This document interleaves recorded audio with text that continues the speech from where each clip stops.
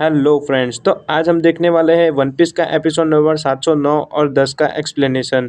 जहां पर लूफी है वह तो बहुत ही ज़्यादा गुस्से में था और लॉ का हाथ कट चुका था, इसलिए वह इंजर्ड था। तभी डोफी होता है वह आगे आता है और वह तुरंत ही बेलिमी को देखकर बोलता है कि अरे वाह बेलिमी, मुझे तुम पर तरस आता है। आखिरकार तुमने वही किया जो तुम्हें नहीं करना चाहिए था। इस तरफ लूफी होता है वह और भी ज़्यादा गुस्से में हो जाता है और कहता है कि अच्छा होगा अगर तुम उसे रिलीज़ कर दो, क्योंकि वह पहले से हार चुका है और अगर वह और भी ज़्यादा फाइट करेगा तो वह मर जाएगा। पर डोफी होता है वह कहता है कि तुम चिल्लाओ मत, मैं तुम्हारी आवाज़ को सुन सकता हूँ। और इसी के साथ वह तुरंत ही जो अपना बेलिमी होता है उसका उसे कंट्रोल निकाल देता है। और बेलिमी को तुरंत ही याद आता है कि जो डोफी है वह सचमुच में बहुत ही क्रूअल और डेंजरस आदमी है। पर वह तुरंत ही कहता है कि बेलिमी, अब तुम फ्री हो जैसे तुम कुछ साल पहले थे। और तभी अपना बेलिमी होता है वह सोचता है कि उसके साथ क्या हुआ था और इसी के साथ हमें बेलिमी का पास्ट दिखाया जाता है। बेलिमी है वह नॉर्थ ईस्ट का पायरेट्स था और उसे भी डोफ्लेमिंगो के साथ काम करना था। और इस तरफ डोफी है वह नॉर्थ ब्लू का था और उसकी जो फैमिली थी वह सचमुच में बहुत ही ज़्यादा स्ट्रॉन्गेस्ट पायरेट की थी। तभी वह जैसे ही उसे मिलने जाता है, डोफी के साथ जो दूसरा फैमिली मेम्बर होता है वह बेलिमी के आगे आता है और कहता है कि अच्छा होगा अगर तुम यहाँ से निकल जाओ, क्योंकि तुम हमें जानते नहीं हो। पर तुरंत ही बेलिमी होता है वह कहता है कि मैं तुम सबको अच्छी तरह से जानता हूँ और मुझे भी बिल्कुल तुम्हारी तरह ही पायरेट बनना है, क्योंकि मैं नहीं चाहता कि दूसरी पायरेट्स की तरह हम लोग यहाँ से वहाँ भागते रहे और हर बार नेवी से बचते रहे। इस तरफ अपना डोफी है वह सब चुपचाप सुन रहा था और उसे कुछ भी रिस्पॉन्स नहीं दे रहा था। और लास्ट में वह उससे कहता है कि जब तक तुम्हारा जॉली रॉजर है वह मेरे पास है, तुम मेरे लिए फाइट कर सकते हो। और इसी के साथ उसके बाद हमें लूफी का सीन दिखाया जाता है जहाँ पर बेलिमी होता है वह उसे फर्स्ट टाइम मिला था। और अगर आपने आगे के एपिसोड देखे होंगे तो आपको मालूम ही होगा कि जो लूफी है वह उसके साथ फाइट बैक नहीं करता, बस चुपचाप वहाँ पर देखता रहता है। और बेलिमी है वह उसे कुछ भी बोलता रहता है और अपना लूफी उसे चुपचाप सुनता भी रहता है। पर जिस दिन अपना जो लूफी स्काई आइलैंड जाने वाला था तब वह बेलिमी के साथ फाइट करता है और तब बेलिमी होता है वह भी अपने बोलने में लिमिट नहीं रखता और कहता है कि तुम जितने भी सपने देख रहे हो यह सब एकदम बकवास है और आखिरकार तुमने आज तक कंप्लीट ही क्या किया। पर लूफी होता है वह तुरंत ही उसे एक पंच में हरा देता है और कहता है कि अगर तुम्हें कुछ मालूम नहीं है तो अच्छा होगा अगर तुम कुछ भी ना बोलो। और उसके बाद हमें वापस ड्रेसरोसा का सीन दिखाया जाता है जहाँ पर बेलिमी होता है वह लूफी से वापस मिलता है और लूफी तो ऑलरेडी और भी ज़्यादा ताकतवर था और उसे वह वापस एक ही पंच में हरा देता है। पर बेलिंग को मालूम था कि जो डेलिंजर है उसे यह सब पता था कि लूफी है वह उससे 2 बार हरा चुका है और वह उसके सामने कुछ भी नहीं बोलता। तभी हमें वापस करंट सीन दिखाया जाता है जहाँ पर लूफी होता है वह उसकी मदद करना चाहता था, पर बेलिमी तुरंत ही कहता है कि तुमने मेरी बहुत मदद कर ली पर मैं तुम्हारी मदद नहीं चाहता, क्योंकि तुम्हारी बदले ही मैं अपनी फ्रीडम खो चुका हूँ और डोफी है उसने मेरे पर से भरोसा भी हटा लिया है। और वह तुरंत ही अपने स्प्रिंग स्प्रिंग पावर का यूज़ करता है और वह लूफी पर वापस अटैक करने की ट्राई करता है। पहले वह वैसे ही अटैक करता है जैसे उसने जावा आइलैंड पर किए थे। वह आसपास की जितनी भी दीवार होती है उस पर जंप करना स्टार्ट करता है और कहता है कि स्ट्रॉ हैट लूफी, आखिरकार तुमने मेरे साथ ऐसा क्यों किया? जब से मैं तुम्हारे साथ मिला हूँ मेरा कुछ भी अच्छा नहीं हुआ और मैं हर बार हारते ही आया हूँ। और इस तरफ इन दोनों की फाइट वैसे ही कंटिन्यू रहती है। उसके बाद हमें दिखाया जाता है कि अपना जो ज़ोरो होता है वह पीका के साथ लड़ रहा था और पीका होता है वह तो अपने फैमिली मेम्बर्स को भी नहीं देख रहा था, वह तो जो भी उसके रास्ते में आए उन सबको हराते ही जा रहा था। और उसके बाद हमें लास्ट में दिखाया जाता है कि अपना जो साई होता है वह बेबी फाई के साथ अटैक कर रहा था और बेबी फाई को लगता था कि जो साई है वह उससे रिस्पॉन्स में और कुछ नहीं बल्कि प्रपोजल मांग रहा है।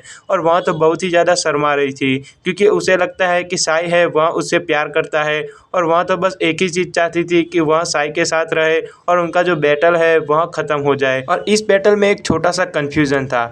जब जब साई है उसने उसे धमकी दी कि तुम मेरे से बच नहीं सकती, मैं तुम्हें एक ना एक दिन पकड़ लूँगा, दूसरी तरफ अपनी बेबी फाई होती है वह सोच रही थी कि वह उसे इनडायरेक्टली प्रपोज कर रहा है।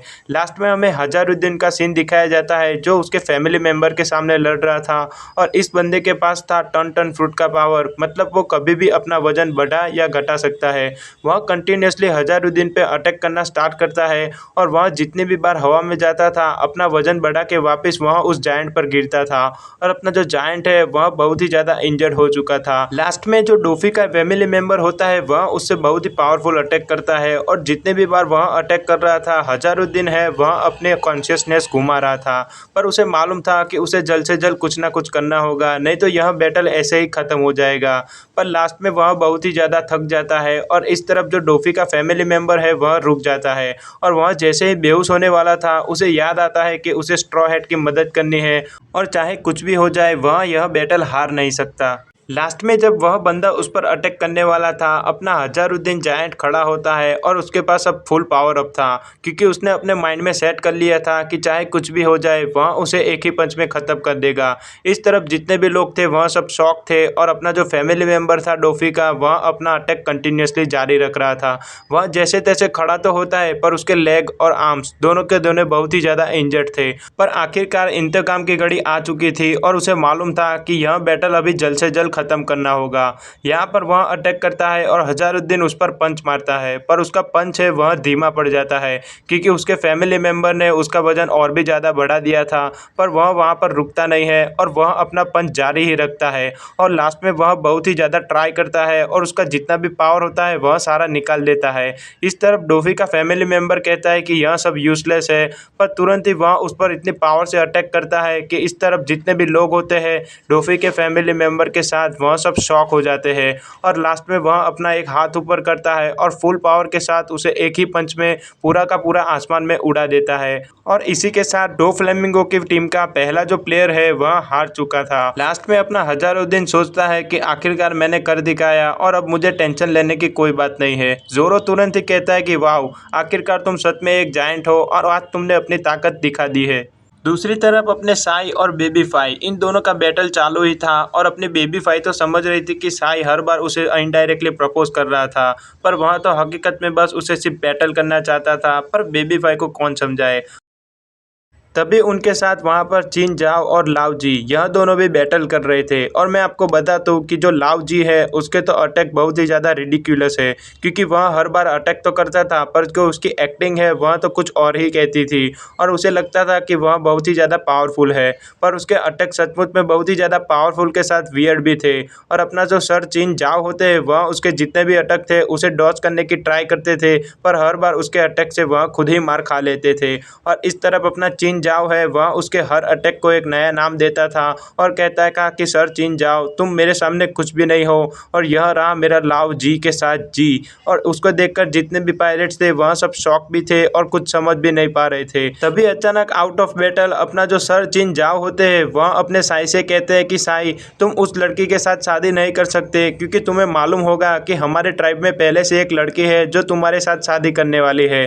पर वह उनकी बात को टालता है और कहता है कि मैं आपकी शादी की बिल्कुल भी चिंता नहीं करता, क्योंकि बस मुझे तो एक अच्छा सा वॉरियर बनना है। और यह सब सुनकर जितने भी पायरेट्स थे वह सब शॉक हो जाते हैं और लाओ जी है वह तो ऑलरेडी अपनी आत्मा को निकल कर बाहर आ गया था, पर तुरंत ही यहाँ पर सब लोग डरे। उसके पहले बेबी फाई होती है वह कहती है कि लाओ जी तुम इतनी आसानी से मर नहीं सकते।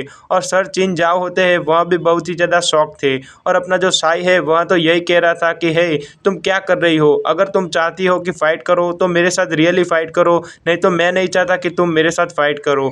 और वहाँ पर अपनी जो बेबी फाई होती है वह कहती है कि मैं तुमसे फाइट क्यों करूँ। साई होता है वह उसकी एक भी बात नहीं समझता और कहता है कि अच्छा अगर तुम मेरे साथ फाइट करना नहीं चाहती तो अच्छा होगा अगर तुम खुद ही मर जाओ। तभी अपनी बेबी फाई होती है वह तुरंत ही बिना कुछ सोचे अपने हाथ को वेपन बना लेती है और कहती है कि जब तक मैं किसी के यूज़फुल में आऊँगी तब तक मैं अपनी जान भी दे दूँगी। यह सब देखकर साई तो बहुत ही ज़्यादा शॉक हो जाता है और बेबी फाई कहती है कि हाँ यही मेरा मकसद है कि मैं जितने भी लोग हैं उनके साथ यूज़फुल रहूं और उनकी मदद करूं। इस तरफ अपना सर चिन जाओ है वह कहते हैं कि अगर वह लड़की सचमुच में मरना चाहती है तो तुम्हें उससे क्या मतलब। और दूसरी तरफ बेबी फाई है वह तो सचमुच में मरने के लिए रेडी भी थी और वह बस फायरिंग करने ही वाली थी। और तभी हमें उसका पास दिखाया जाता है कि उसकी जो मॉम थी वह बहुत ही ज़्यादा गरीब थी और उसके जितने भी ट्राइब के लोग थे उन्होंने कहा था कि हमारे पास खाने के लिए पैसे नहीं है तो तुम इस बच्ची को भी बाहर भेज दो क्योंकि हम और भी ज़्यादा सर्वाइव कर पाए। और इसी के साथ उसकी जो मॉम होती है वह कहती है कि तुम इस दुनिया में और इनमें से किसी भी लोग के लिए यूज़फुल नहीं हो और तुम्हारा कोई काम ही नहीं है। और यह जो डिप्रेसिंग वर्ड थे वह बेबी फाई के लिए बहुत ही ज़्यादा बड़े थे। पर जैसे जैसे वह बड़ी हुई वह जितने भी लोग थे उनकी मदद करती थी और किसी को भी ना नहीं बोलती थी। साई होता है वह उसे रोकने की ट्राई करता है पर तुरंत ही उधर उसके दादाजी होते हैं वह बीच में आ जाते हैं और वह तुरंत ही कहते हैं कि अच्छा होगा साई अगर तुम उस दुश्मन को मरने दो। पर साई था वह ऐसे बैटल जीतना नहीं चाहता था और वह फाइट करके जीतना चाहता था। उसके दादाजी उस पर तुरंत ही हमला करते हैं पर इस तरफ साई होता है वह भी तुरंत ही उन पर हमला कर देता है और उनका जो आउटकम होता है वह बहुत ही ज़्यादा फनी था। और इस तरफ साई होता है वह बेबी फाई को एक चाटा मारता है और कहता है कि आखिरकार तुम यह सब क्या कर रही हो। इस तरफ अपना साई ने उसके दादाजी को ही हरा डाला था और लास्ट में वह खुश भी था कि आखिरकार कुछ नुकसान नहीं हुआ।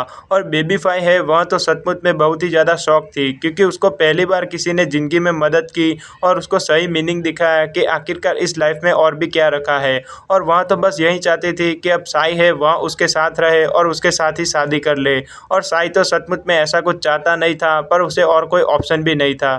दूसरी तरफ सर चिन जाओ का जो हेड था वह मुड़ चुका था और उनकी जो स्पेशलिटी थी वह अब ख़त्म हो चुकी थी। पर तुरंत ही वह नाराज़ के बदले बहुत ही ज़्यादा खुश थे और वह साई से कहते हैं कि आखिरकार तुमने कर दिखाया और अब तुम अपने कराटे मास्टर में बहुत ही ज़्यादा आगे बढ़ चुके हो और तुम्हारी टेक्निक बहुत ही ज़्यादा इम्प्रूव हो चुकी है।